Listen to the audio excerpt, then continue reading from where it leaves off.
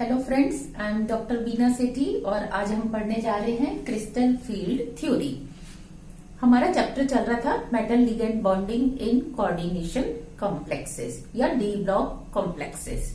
इसमें I already have delivered one lecture जिसमें मैंने इंट्रोडक्शन को डिस्कस किया है। स्टूडेंट्स जिनका वो लेक्चर मिस हो गया है, आप मेरे यूट्यूब चैनल डॉक्टर बीना की साइंस पे वो लेक्चर देख सकते हैं। और अगर आपकी कोई क्वेरीज है, you can write in my comment box. I will do my best to solve your queries. In this lecture we will study crystal field theory. Crystal field theory was given by H Bethe and Van Vleck. इन्होंने जो VBT थी जिसको हमने last year पढ़ा, उसका बिल्कुल opposite concept लेके चले। According to VBT, metal ligand bond is a coordinate और कोवेलेंट बॉन्ड, जबकि इन्होंने मेटल और लिगेंड के बॉन्ड को 100% क्या एज्यूम किया, आयनिक या इलेक्ट्रोस्टैटिक बॉन्ड इसको कंसीडर किया। इसका जो फर्स्ट पॉइंट है, इन्होंने थ्योरी जो दी अपनी, उसका जो फर्स्ट पोस्टुलेट है वो क्या है, metal and ligand are point positive and point negative charges. चाहे मेटल पे चार्ज है चाहे नहीं है, न्यूट्रल है। लिगेंड पॉजिटिवली चार्ज है, नेगेटिवली चार्ज है जैसा कि आप जानते हो, और न्यूट्रल है, वो भी हम क्या कंसीडर करते हैं, पॉइंट नेगेटिव चार्ज। और मेटल को क्या कंसीडर करते हैं, पॉइंट पॉजिटिव चार्ज। अब मेटल अकेला भी हो सकता है या मेटल प्लस आयन भी हो सकता है। जो लिगेंड्स हैं वो नेगेटिव भी हो सकते हैं, पॉजिटिव भी हो सकते हैं और न्यूट्रल भी हो सकते हैं, पर हम उन्हें कंसीडर नेगेटिव पॉइंट चार्ज करने वाले हैं। मेटल और लिगेंड के बीच में क्योंकि एक पॉइंट पॉजिटिव है एक पॉइंट नेगेटिव है, तो हम इसको क्या कहते हैं, इनके बीच में इलेक्ट्रोस्टैटिक इंटरेक्शन है। अगर वो ये पॉजिटिव और ये क्या है, नेगेटिव है, तो हम कहते हैं वो क्या है, आयन आयन इंटरेक्शन है। और अगर मेटल पॉजिटिव और ये न्यूट्रल है तो हम इसको कहेंगे आयन डाइपोल। और अगर मेटल क्या है, न्यूट्रल, और ये पॉजिटिव या नेगेटिव कुछ भी है, तो भी हम इसको क्या कहेंगे, एक आयन है और मेटल में क्या जनरेट होगा, फिर डाइपोल मोमेंट, उसके कारण उस पर पॉइंट चार्ज आएगा। तो इसमें हम आयन आयन या आयन डाइपोल इंटरेक्शंस को देखते हैं। और क्रिस्टल फील्ड क्या है, एक्चुअली हम जो बार बार पढ़ते हैं crystal field, what is crystal field, कि आपने एक मेटल लिया या आयन लिया, इसके चारों तरफ इसकी इलेक्ट्रॉन डेंसिटी क्या थी, सिमेट्रिकल थी, स्फेरिकल थी। लेकिन जैसे ही इसके पास लिगेंड्स आते हैं, चाहे वो ऑक्टाहेड्रली आए चाहे वो टेट्राहेड्रली आए, क्या होता है कि उनका अपना जो पॉइंट नेगेटिव चार्ज है उसके रिपल्शन से इसका जो मेटल की अपनी इलेक्ट्रॉन डेंसिटी थी वो क्या हो जाती है, स्फेरिकल से नॉन स्फेरिकल हो जाती है। और जो नॉन स्फेरिकल हो जाती है उसी का अब हम क्या देखते हैं कि ये जो सारे लिगेंड्स थे, इन्होंने अपना जो फील्ड बनाया था वो भी क्या था, नॉन स्फेरिकल। क्यों, क्योंकि अगर वो स्फेरिकल होता तो फिर तो ये भी स्फेरिकल ही रहना था। क्योंकि वो नॉन स्फेरिकल है, वो ऑक्टाहेड्रल है या टेट्राहेड्रल है या स्क्वायर प्लेनर है, तो इसकी जो इलेक्ट्रिकल डेंसिटी है वो भी क्या होती है, नॉन स्फेरिकल हो जाती है। तो हम क्या कहते हैं, क्रिस्टल फील्ड जो नॉन स्फेरिकल इलेक्ट्रिकल फील्ड है लिगेंड्स का, इज रिस्पॉन्सिबल फॉर स्प्लिटिंग, वही इलेक्ट्रॉन डेंसिटी के स्प्लिटिंग का कॉज है। क्रिस्टल फील्ड जो है it influences energy of D orbitals differently, किसी की कम किसी की ज्यादा हो जाती है, किसी को कम रिपल्शन मिलता है किसी को ज्यादा रिपल्शन मिलता है। और जो 5 फोल्ड डीजेनरेसी थी ऑर्बिटल्स की, पहले पांचों डी ऑर्बिटल्स हम क्या मानते थे कि पांचों की एनर्जी बराबर है, तो इसको हम कहते हैं 5 फोल्ड डीजेनरेसी। तो ये जो 5 fold degeneracy of D orbitals of metal ion थी, ये अब लॉस्ट हो जाती है in presence of non spherical electrical field. और अगर ये ना हो तो फिर ये बनी रहती है। फिर हम क्या देखते हैं, orbitals lying in the direction of ligand, यानी कि इधर से लिगेंड आ रहा है और इधर एक ऑर्बिटल है और आमने सामने है, तो क्या होगा, इसके रिपल्शन से इसका इलेक्ट्रॉन रिपल्शन फील करेगा। ये मेटल है, ये लिगेंड है, तो अब देखो अगर मैं इसको ऐसे पकड़ू, इसको इलेक्ट्रॉन मानू और ये भी ऑर्बिटल का इलेक्ट्रॉन है, दोनों पास पास आएंगे तो रिपल्शन होगा। तो अब इलेक्ट्रॉन इधर ना रह के इससे दूर वाले ऑर्बिटल में रहने की कोशिश करता है। तो हम क्या देखते हैं, orbitals lying in the direction of ligand have high energy और orbitals lying away from this, मतलब away from ligands direction have low energy. तो डेफिनेटली फिर इलेक्ट्रॉन लो एनर्जी वाले ऑर्बिटल में जाएगा। अनस्प्लिटेड डी ऑर्बिटल्स जो है वो क्या होते हैं, क्रिस्टल फील्ड स्प्लिटिंग से, क्रिस्टल फील्ड स्प्लिटिंग के कारण क्या होते हैं, वो स्प्लिटेड डी ऑर्बिटल्स में कन्वर्ट हो जाते हैं। और जो इनका एनर्जी गैप है, this is called crystal field splitting energy, CFSE। और ये जो CFSE है, इसकी वैल्यू डिपेंड करती है कि मेटल के जो चारों तरफ फील्ड बना, जो ये जो फील्ड बना था, इसी फील्ड को हम क्रिस्टल फील्ड कहते हैं। तो ये जो फील्ड बना वो कितने लिगेंड्स के कारण बना है, 4, 6 या ज्यादा या कम। दूसरा, वो जो लिगेंड्स आए हैं फील्ड बना रहे हैं, उनकी नेचर क्या है, वो क्लोराइड है कि फ्लोराइड है, इस पे डिपेंड करता है। और ज्योमेट्री, सपोज 4 लिगेंड्स, एक तो टेट्राहेड्रल लिया है, एक स्क्वायर प्लेनर है, तो इनका जो स्प्लिटिंग एनर्जी की वैल्यू होगी दैट विल बी डिफरेंट। इसके साथ वो डिपेंड करता है कि कौन से मेटल में आप कर रहे हो, वो मेटल 3D सीरीज का है, 4D सीरीज का है, 5D सीरीज का है, या उसके ऊपर चार्ज, मेटल का चार्ज +2 है, +3 है। स्प्लिटिंग एनर्जी की वैल्यू कोऑर्डिनेशन नंबर पे कि 4 है या 6 है, ज्योमेट्री 4 में वो स्क्वायर प्लेनर है या tetrahedral, nature of ligand chloride है कि कार्बन मोनोऑक्साइड है, नेचर ऑफ मेटल की वो 3D सीरीज का, 4D का या 5D सीरीज का है, और चार्ज ऑफ मेटल आयन पे डिपेंड करती है। अब हम कंसीडर करेंगे ऑक्टाहेड्रल फील्ड में क्रिस्टल फील्ड स्प्लिटिंग एनर्जी कैसे होती है। ध्यान दो, ये मैंने एक मेटल आयन लिया है, मेटल आयन के ये 5D ऑर्बिटल्स हैं जो कि अनस्प्लिटेड हैं, जिनकी एनर्जी बराबर है, और एज्यूम किया है मैंने आर्बिट्रेरीली कि उनकी एनर्जी 5, 5, 5, 5, 5 है। और क्योंकि अगर एक इलेक्ट्रॉन है तो वो किसी पे भी जा सकता है without exchange of any energy. In orbitals के सेट को हम कहते हैं 5-फोल्ड डीजेनरेट ऑर्बिटल, और इस डीजेनरेसी को हम कहते हैं 5-फोल्ड डीजेनरेसी। अब हमने देखो ये है जब मेटल आयन अकेला है। अब मैंने मेटल के पास ऑक्टाहेड्रली क्या किया, 6 लिगेंड्स रख दिए, जिन्होंने एक फील्ड बनाया, क्रिस्टल फील्ड 6 लिगेंड्स के कारण। तो पहले, अब क्योंकि पहले इसके बाहर कोई नहीं था, अब जब 6 तरफ से 6 नेगेटिव चार्ज आ गया इसके पास, तो पहले इसके सारी की एनर्जी इंक्रीज हो जाती है। तो पहले सबकी एनर्जी इंक्रीज हो गई, लेकिन ये जो इंक्रीज होती है ये इवनली नहीं होती। 3 की एनर्जी तो इतनी होती है और 2 की एनर्जी ज्यादा। मतलब ऐसा नहीं कह सकते कि T2G की एनर्जी ज्यादा नहीं हुई, T2G की भी ज्यादा हुई है, EG की भी क्या हुई है, अधिक हुई है, लेकिन T2G की कम हुई है।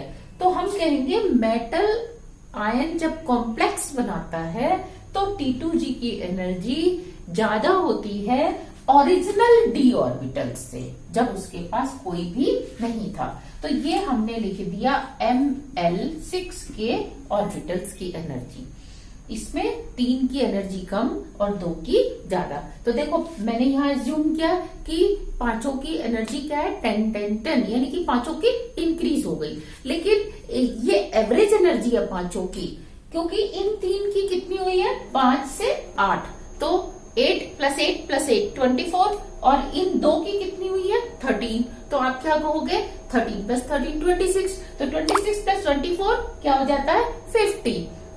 तो ये इसकी एवरेज एनर्जी है। और इसका ये जो गैप है, ये गैप कहलाता है डेल्टा ओ। और डेल्टा जो एवरेज से T2G का गैप देखते हैं वो होता है 2/5 डेल्टा ओ, और जो एवरेज से EG का गैप देखते हैं वो होता है 3/5 डेल्टा ओ। अगर हम इस गैप को, पूरे गैप को डेल्टा ओ ना लिखकर हम इसको लिखें 10DQ, क्योंकि कुछ लिटरेचर में डेल्टा ओ की जगह 10DQ भी लिखा है। तो अब उस केस में जब डेल्टा ओ बराबर 10DQ है, डेल्टा ओ बराबर 10DQ, तो 4DQ बराबर क्या होगा 2/5 डेल्टा ओ, और 6DQ क्या होगा 3/5 डेल्टा ओ। और यहाँ देखो ऐसा क्यों हुआ है, क्योंकि लिगेंड्स जो है, ये जो मैंने ब्लैक कलर से डॉट लगाए हैं, ये किसको डिनोट कर रहे हैं, ये कहां से आ रहे हैं, अलोंग द एक्सिस। ये एक्सिस है, एक्सिस के सामने से ही आ रहे हैं। तो एक्स वाई ऑर्बिटल कहाँ है, दोनों के बीच में, ये देखो। और वाई जेड ऑर्बिटल कहाँ है, वाई और जेड एक्सिस के बीच में। जेड एक्स ऑर्बिटल कहाँ है, जेड और एक्स के बीच में। तो ये तो लिगेंड इधर है, यानी कि लिगेंड इधर से आ रहा है, ऑर्बिटल ऐसे है, तो एनर्जी उतनी ज्यादा इंक्रीज नहीं होती, क्योंकि इसको कम रिपल्शन मिलता है। अब देखो dx² y², ये अलोंग द एक्सिस है, ऑर्बिटल भी यही है, लिगेंड भी यही है। तो क्या होगा, देखो लिगेंड और ये आमने सामने है, तो इसकी एनर्जी ज्यादा इंक्रीज होती है। और ये जो dz² है, ये एक्चुअली कंसीडर किया जाता है कि ये दो ऑर्बिटल्स का सम है। कैसे, dx² z² और dy² z², इन दोनों की एवरेज प्रॉपर्टीज रखता है। तो क्योंकि दोनों में z² है, तो इसलिए z एक्सिस पे क्या होता है, ये भी देखो अलोंग द एक्सिस है, इलेक्ट्रॉन डेंसिटी ज्यादा होती है, डबल, क्योंकि ये दो बार हो गई ना।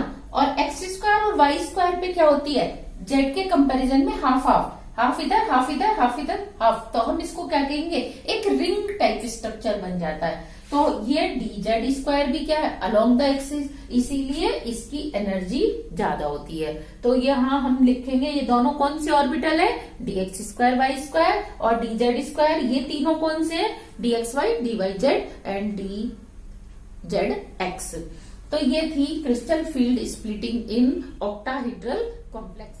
Now we will calculate crystal field splitting energy for D1 to D10 ion. हम इनके लिए क्रिस्टल फील्ड स्प्लिटिंग एनर्जी की कैलकुलेशन करेंगे, हम इनका मैग्नेटिक मोमेंट देखेंगे, हम इनकी स्पेक्ट्रल प्रॉपर्टीज देखेंगे।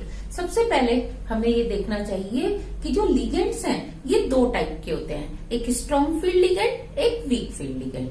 क्या फर्क होता है दोनों में, कि ये मेटल आयन है, तो जो स्ट्रॉन्ग फील्ड लिगेंड है वो इसकी काफी अंदर तक अप्रोच करता है यहाँ पे, और ये जो इसका इलेक्ट्रिकल फील्ड है ये इसको ज्यादा इन्फ्लुएंस करता है। जबकि जो ये वीक फील्ड लिगेंड है ये इसके ज्यादा पास तक अप्रोच नहीं कर पाता और इसके इलेक्ट्रिकल फील्ड को अफेक्ट कम करता है लेकिन कम करता है। तो हम क्या देखते हैं, अगर स्ट्रॉन्ग फील्ड लिगेंड है किसी मेटल के पास तो उसके ऑर्बिटल्स की स्प्लिटिंग एनर्जी इतनी ज्यादा स्प्लिटिंग होगी एनर्जी में। जबकि अगर वीक फील्ड है तो क्योंकि वो दूर दूर से ही कर रहा है तो इसीलिए यहाँ पे क्या होगा, वीक फील्ड के केस में गैप बहुत कम होगा।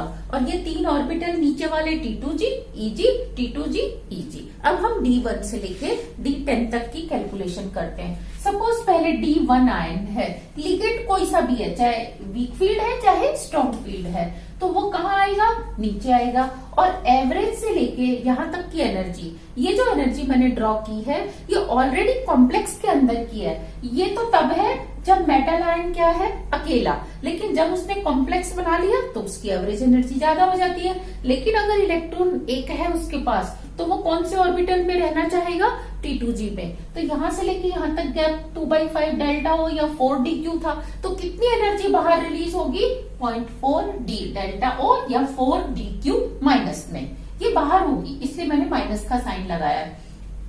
और क्योंकि एक अनपेयर्ड इलेक्ट्रॉन है तो ये क्या होगा, पैरामैग्नेटिक होगा। क्योंकि डाइपोल मोमेंट हम कैसे निकालते हैं, √n × n+2, तो इसीलिए आप n की वैल्यू 1 रखेंगे। नेक्स्ट अगर D2 है, देखो यहाँ पे भी होता है ना D1, तो भी क्या होता, वो नीचे आता है, यहाँ तक का गैप 2/5 डेल्टा ओ या 4DQ और उतनी एनर्जी बाहर निकलती। अब ये अलग बात है कि डेल्टा ओ ही कम हो जाए, यहाँ डेल्टा ओ ज्यादा है, यहाँ डेल्टा ओ कम है, पर जो उसका रिलेशन है वो वही रहेगा कि 0.4 डेल्टा ओ ही बाहर निकलेगी। अब है D2।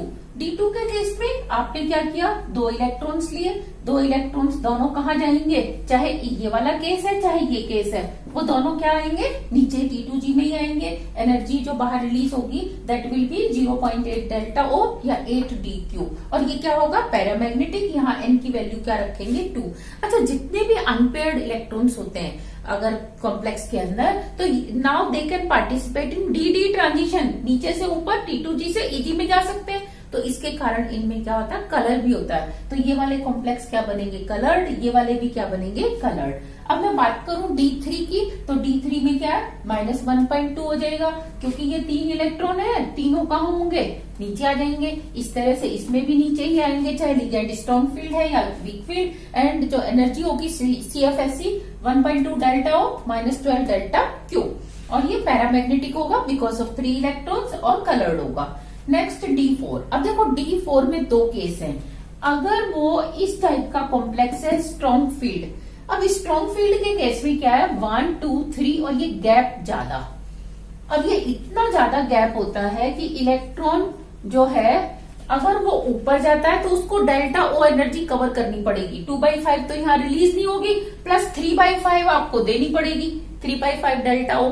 तो इसका मतलब डेल्टा ओ यहाँ पे ज्यादा है। और पी क्या है, पेयरिंग एनर्जी, कि अगर वो इलेक्ट्रॉन यहीं पे पेयरिंग कर ले तो जो एनर्जी देनी पड़ेगी। एक ही ऑर्बिटल में जब दूसरा माइनस का इलेक्ट्रॉन आएगा तो उनके बीच में भी रिपल्शन होता है, and because of this repulsion इसकी एनर्जी इंक्रीज हो जाती है, और उसको हम पी से डिनोट करते हैं या फिर हम डिनोट करते हैं डेल्टा से। It is up to your choice. तो यहाँ क्या होगा, जब पहले स्ट्रॉन्ग फील्ड लिगेंड है तो स्ट्रॉन्ग फील्ड केस में क्या होगा, ये इलेक्ट्रॉन नीचे आएगा, नीचे आएगा तो कितनी एनर्जी बाहर रिलीज हुई, 1.6 डेल्टा ओ या 16 DQ। 1 से 4 होती है, तो फिर 4 इलेक्ट्रॉन से कितनी होगी, 16 DQ प्लस 1 P। आपको साथ में क्या लिखना पड़ेगा, P का मतलब ये आपको देनी पड़ रही है, और बाकी की क्या है, ये माइनस, यानी कि वो रिलीज हो रही है। और ये पैरामैग्नेटिक होगा, लेकिन बिकॉज ऑफ 2 इलेक्ट्रॉन्स ओनली, और ये कलर्ड भी होगा। और अगर ये वीक फील्ड लिगेंड होता तो क्या होता कि ये 4 जो इलेक्ट्रॉन थे, ये 4 1 2 3, और क्योंकि अब डेल्टा ओ लेस देन है पी से, पेयरिंग एनर्जी से कम है, तो अब इलेक्ट्रॉन प्रीफर नहीं करेगा कि उसी में पेयर अप हो। वो कहाँ आ जाएगा, EG सेट के अंदर आ जाएगा। जब वो EG ऑर्बिटल्स में आ जाएगा तो अब एनर्जी कितनी होगी, देखो 0.4 रिलीज हुई, 0.4 और 0.6 आपको देनी पड़ी, तो ये क्या हो जाएगा, माइनस का 0.6 डेल्टा ओ या फिर 6 DQ। यहाँ पे हम P नहीं लिखेंगे क्योंकि ये पेयर अप नहीं हो रहा। अब यहाँ ध्यान दो, कितने अनपेयर्ड इलेक्ट्रॉन है, 4। तो यहाँ पे जो पैरामैग्नेटिक मोमेंट होगा it will be because of 4 unpaired electron, और कलर भी जो होगा वो 4 के कारण होगा। तो आपने देखा कैसे लिगेंड बदलते ही सेम मेटल आयन में, सेम कॉन्फ़िगरेशन में कलर क्या हो गया, चेंज, क्योंकि उसका इंटरनल कॉन्फ़िगरेशन क्या हो गया है, अब डिफरेंट हो गया है। यहाँ क्योंकि 4 अनपेयर्ड इलेक्ट्रॉन होते हैं, इसीलिए हम इसको हाई स्पिन कॉम्प्लेक्स भी बोलते हैं, क्योंकि ज्यादा है स्पिन, अनपेयर्ड स्पिन। और स्ट्रॉन्ग फील्ड वालों को हम क्या बोलते हैं, लो स्पिन कॉम्प्लेक्स भी बोलते हैं। इसी तरीके से हम D5 D6 D7 D8 की भी कैलकुलेशन करते हैं। D4 के बाद हम देखते हैं D5। D5 के केस में आप ये देखिए, ये आपके पास 5 अनपेयर्ड इलेक्ट्रॉन्स हैं, 5 अनपेयर्ड इलेक्ट्रॉन्स। अगर स्ट्रॉन्ग फील्ड लिगेंड है तो क्या होगा, delta O will be greater than P, तो ये 5वां इलेक्ट्रॉन नीचे आने वाला है, और जब ये नीचे आएगा तो इसकी एनर्जी कितनी हो जाएगी, 2.0 डेल्टा ओ माइनस में, या 20 DQ। अब क्योंकि 2 अनपेयर्ड इलेक्ट्रॉन हो गए, 2 बार आपको दो पेयर हो गए आपके पास, तो 2 बार आपको पेयरिंग एनर्जी देनी पड़ेगी। तो आप क्या लिखेंगे, प्लस 2P प्लस 2P। दोनों में से एक चीज लिख सकते हैं आप, या तो 2.0 डेल्टा ओ प्लस 2P, या फिर माइनस का 20 DQ प्लस 2P। माइनस दोनों जगह आएगा ऊपर। अब यहाँ आपने 2P लिख दिया। अब आप बताओ इसके पास अनपेयर्ड इलेक्ट्रॉन कितने हैं, ओनली 1। तो ये 1 के कारण पैरामैग्नेटिक होगा और कलर्ड होगा। लेकिन अगर मैं D5 की बात करूं वीक फील्ड में, तो देखो वीक फील्ड में क्या होने वाला है, ये जो 5वां इलेक्ट्रॉन है 1 2 3 4 5, तो जितना वो स्टेबल हुआ उतना वो डी स्टेबल हो गया। 1.2 डेल्टा ओ नीचे रिलीज हुई एनर्जी -1.2 और प्लस का 1.2 आपको देनी पड़ गई, तो इसकी स्टेबलाइजेशन एनर्जी कितनी हो जाती है 0। तो ये वीक फील्ड कॉम्प्लेक्स स्टेबल नहीं होते। नेक्स्ट, लेकिन हाई स्पिन होगा। स्टेबल नहीं होते से मतलब ये है कि वो बहुत ही कम स्टेबल होते हैं और ये क्या होते हैं हाई स्पिन होंगे, जबकि ये देखो लो स्पिन है। और ऐसे वाले कॉम्प्लेक्स जहां पे 5 अनपेयर्ड 5 इलेक्ट्रॉन और पांचों ही अनपेयर्ड हो तो हम इसको स्पिन फ्री भी बोलते हैं। जहां 5 अनपेयर्ड होते हैं इसका नाम हम स्पिन फ्री कॉम्प्लेक्स भी कहते हैं और ये क्या होगा कलर्ड। नेक्स्ट अगर D6 की बात करें, D6 में अगेन क्या होगा, जो 6th इलेक्ट्रॉन है वो यहाँ पे नीचे आएगा और क्या हो जाएगा -2.40 डेल्टा प्लस 3p या 24dq प्लस 3p। लेकिन देखो अनपेयर्ड इलेक्ट्रॉन कितने हो गए 0, तो ये क्या हो जाएगा डायामैग्नेटिक हो जाएगा और इसको हम स्पिन पेयर्ड भी बोलते हैं। क्या बोलते हैं हम स्पिन पेयर्ड। जब 6 इलेक्ट्रॉन 6 के 6 पेयर्ड हो तो हम इसको स्पिन पेयर्ड कहते हैं। लेकिन अगर जैसे 4 पेयर्ड होते हैं या 2 पेयर्ड होते हैं बाकी के अनपेयर्ड होते हैं तो हम उसको लो स्पिन कहते हैं। ऐसे ही जब 5 अनपेयर्ड और पांचों ही अनपेयर्ड हो तो हम उसको क्या बोलते हैं स्पिन फ्री। लेकिन अगर 4 अनपेयर्ड होते 3 होते तो हम उसको हाई स्पिन कहते हैं।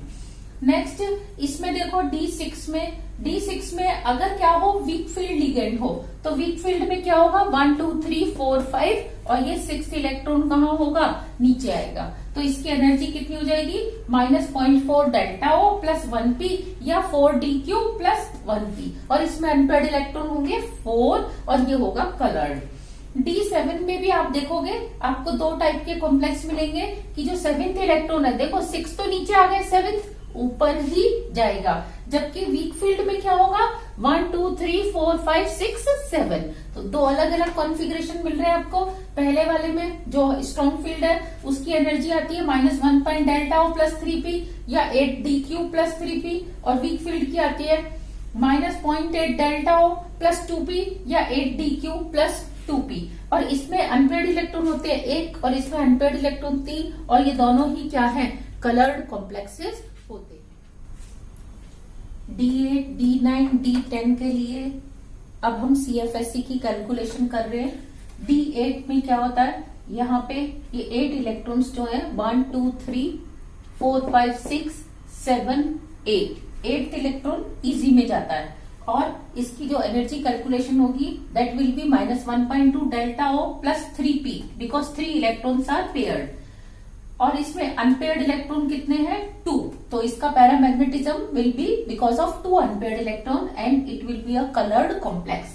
D9 के केस में अब देखो D8 का अगर आप वीक फील्ड देखते हो तो वीक फील्ड में भी क्या होगा कि ये 8 इलेक्ट्रॉन्स है और ये 1 2 3 4 5 6 7 8। तो चाहे लिगेंड वीक फील्ड है चाहे स्ट्रॉन्ग फील्ड है इसकी कैलकुलेशन सेम आती है, बस डेल्टा O की वैल्यू चेंज हो जाती है पर calculation will remain same. D9 के केस में भी हम क्या देखते हैं कि एक ही टाइप के कॉम्प्लेक्स बनेंगे चाहे वीक फील्ड है चाहे स्ट्रॉन्ग फील्ड है। D9 में क्या होगा अगर ये स्ट्रॉन्ग फील्ड है तो 1 2 3 4 5 6 7 8 9 यानी कि एक अनपेयर्ड और वीक फील्ड है तो क्या होगा 1 2 3 4 5 6 7 8 9। तो देखो एक जैसा कॉन्फ़िगरेशन आ रहा है और इसकी एनर्जी आती है -0.6 प्लस 3 इसकी हो जाएगी 4p क्योंकि इसमें कितने अनपेयर्ड इलेक्ट्रॉन हो गए हैं पेयर्ड इलेक्ट्रॉन है 4 तो इसमें 4 पेयर है तो आपको 4p करना पड़ेगा। नेक्स्ट अगर हम D10 की बात करें तो चाहे हम कोई सा भी लिगेंड लेके चले सारे के सारे इलेक्ट्रॉन्स क्या होंगे पेयर्ड होंगे और इसकी जो CFSE वैल्यू होगी उस डेल्टा O की टर्म्स में 0 होगी, लेकिन पेयरिंग एनर्जी आपको 5 बार देनी पड़ी तो इसके लिए इसकी एनर्जी होगी 5p। तो अगर हम इसको कंक्लूड करना चाहें तो हम क्या देखते हैं D1 से लेके D3 तक ऑक्टाहेड्रल में चाहे वीक फील्ड लिगेंड है चाहे स्ट्रॉन्ग फील्ड लिगेंड है एक ही टाइप के कॉम्प्लेक्स बनते हैं।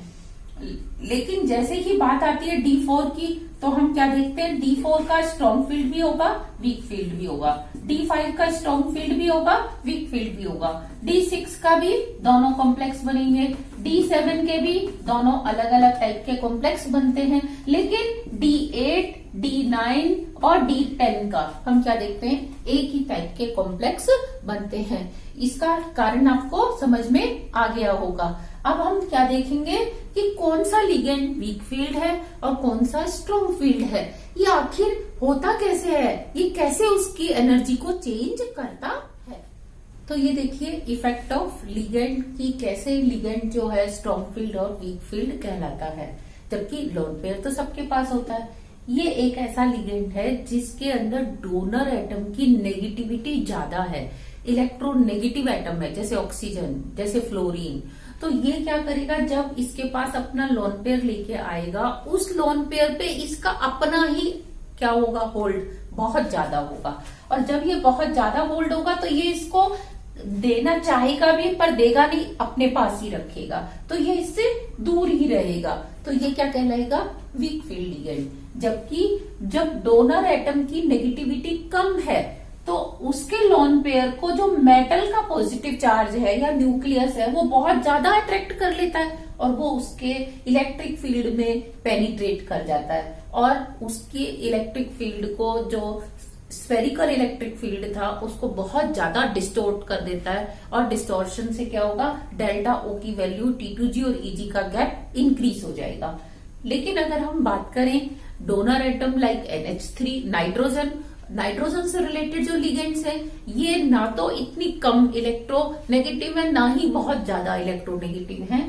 तो ये इंटरमीडिएट रहते हैं, ना तो ये वीक फील्ड होते हैं, ना ही ये स्ट्रॉन्ग फील्ड होते हैं। स्ट्रॉन्ग फील्ड का मतलब ये नहीं कि खुद स्ट्रॉन्ग है, स्ट्रॉन्ग फील्ड का मतलब ये है कि ये सामने वाले को स्ट्रांगली स्प्लिट कर पा रहा है। तो इस तरीके से हम NH3 के लिगेंड्स को क्या देखते हैं, नाइट्रोजन डोनर एटम वाले लिगेंड्स को इंटरमीडिएट देखते हैं। तो देखो इसके बेसिस पे ही हमने, ये एक फैक्टर नहीं है, इसके अलावा साइज भी होता है, उसकी देने की कैपेसिटी कितनी है, ये भी होते हैं। तो एक स्पेक्ट्रोकेमिकल सीरीज तैयार की जाती है जिसमें उसकी पोजीशन से हम डिसाइड करते हैं कि which one is weak field ligand and which one is strong field ligand. तो ये देखो इस ऑर्डर में iodide, bromide, thiocyanate, chloride, nitrate, fluoride, hydroxide, oxalate, water, EDTA and pyridine, ammonia, यहाँ तक के जो लिगेंड्स हैं वो क्या कहलाते हैं, वीक फील्ड कहलाते हैं। नाइट्रोजन और नाइट्रोजन से रिलेटेड जैसे पिरिडीन, अमोनिया, इथाइलिन डायमीन, डाइपिरिडीन,